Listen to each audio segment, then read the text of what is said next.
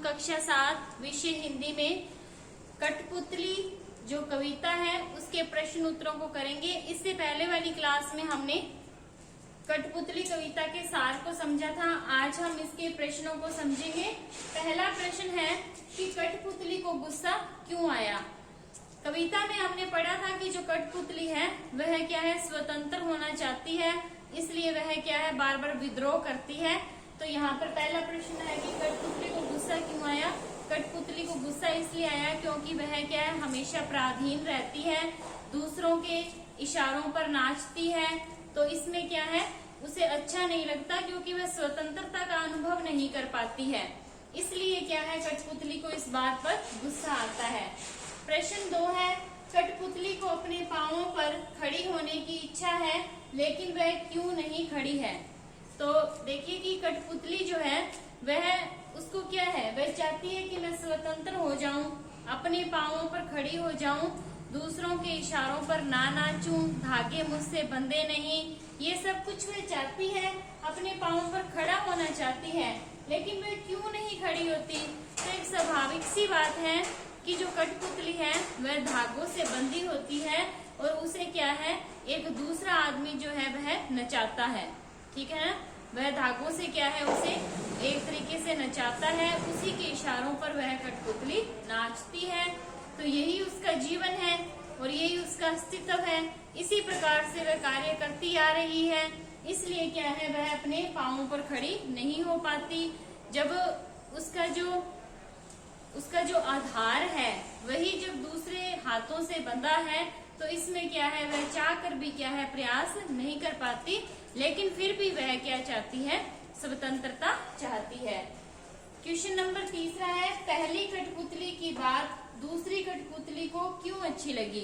अब देखिए इसमें क्या है कि एक कठपुतली जो है वह क्या करती है कि स्वतंत्र होने के लिए विद्रोह कर देती है, तो दूसरी जो कठपुतलियां हैं उनको ये बात बहुत अच्छी लगती है, ठीक है। ऐसा क्यों है, क्योंकि गुलामी में रहना किसी को भी पसंद नहीं है, किसी भी जीव को ये पसंद नहीं है। सभी को क्या है, स्वतंत्र रहना अच्छा लगता है, अपने पैरों पर खड़े होना अच्छा लगता है और स्वतंत्रता का भाव जो होता है वह हर जीव को प्रिय होता है।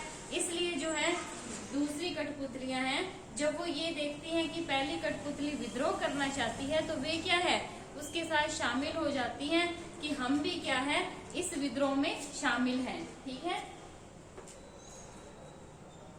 अब प्रश्न नंबर 4 है कि पहली कठपुतली ने स्वयं कहा कि ये धागे क्यों हैं मेरे पीछे आगे, इन्हें तोड़ दो, मुझे मेरे पांवों पर छोड़ दो।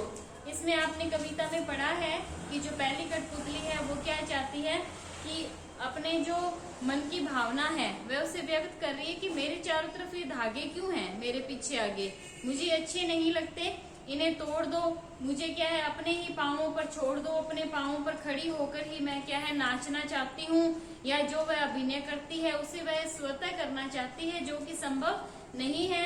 इसमें मतलब आपके विचार पूछे गए हैं कि आपने इन पंक्तियों के माध्यम से अपने विचारों को बताना है।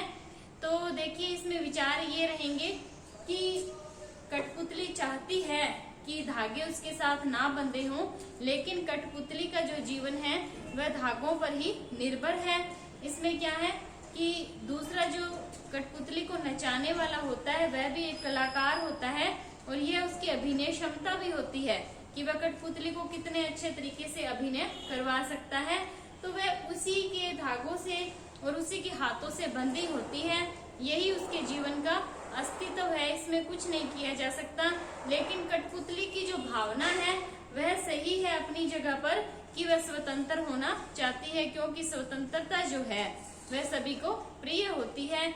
इसमें तो क्या है कि हर जीव जो है वह स्वतंत्रता का भाव चाहता ही है, उसे अच्छा लगता है आजादी से घूमना, आजादी से अपने कार्य को करना, ठीक है ना। दूसरे का हस्तक्षेप जो है वह अधिकतर जो है वह पसंद नहीं किया जाता।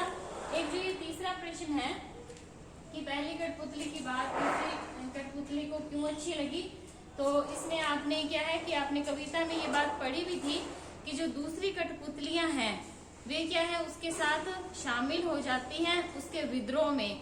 तो यहाँ पर क्या है, कि जो पहली कठपुतली जब ये बात देखती है कि सभी उसके साथ विद्रोह में शामिल हो गई हैं कठपुतलियां और वे स्वतंत्रता चाहती हैं, तो वो थोड़ा सा क्या है, पहली कठपुतली झिझक जाती है।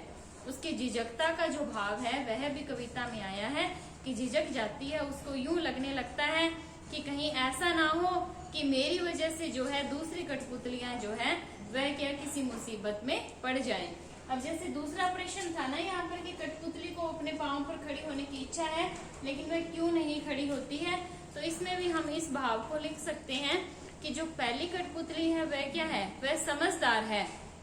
पहली कठपुतली जो है वह समझदार है, वह ये चाहती है कि उसकी वजह से जो दूसरी कठपुतलियां हैं जो कि स्वतंत्रता के लिए विद्रोह करना चाहती है वह किसी मुसीबत में ना फंस जाएं, इसलिए वह क्या हर कार्य को सोच समझकर करती है।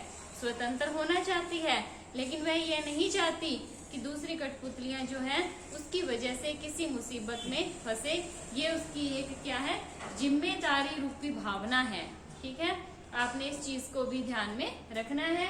तो आज आपने कठपुतली जो कविता है इसके प्रश्न उत्तरों को करना है और नेक्स्ट जो आपकी क्लास रहेगी उसमें हम अगले पार्ट को पढ़ेंगे।